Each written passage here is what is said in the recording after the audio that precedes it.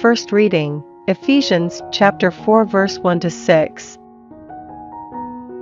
I, the prisoner in the Lord, urge you therefore to lead a life worthy of the vocation to which you are called, with all humility and gentleness, and with patience, support each other in love.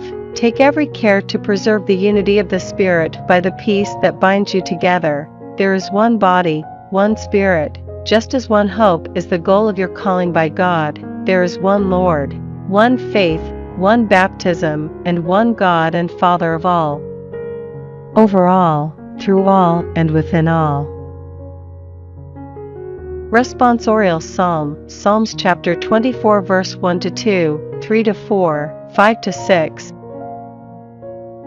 Psalm of David. To Yahweh belong the earth and all it contains, the world and all who live there. It is he who laid its foundations on the seas, on the flowing waters fixed it firm. Who shall go up to the mountain of Yahweh?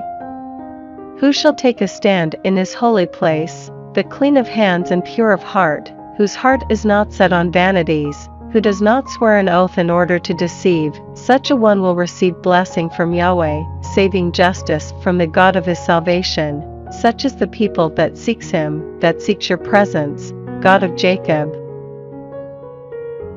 Gospel, Luke chapter 12 verse 54 to 59. He said again to the crowds, when you see a cloud looming up in the west, you say at once that rain is coming, and so it does. And when the wind is from the south, you say it's going to be hot, and it is. Hypocrites! You know how to interpret the face of the earth and the sky. How is it you do not know how to interpret these times? Why not judge for yourselves what is upright? For example, when you are going to court with your opponent, make an effort to settle with him on the way, or he may drag you before the judge and the judge hand you over to the officer and the officer have you thrown into prison. I tell you, you will not get out till you have paid the very last penny.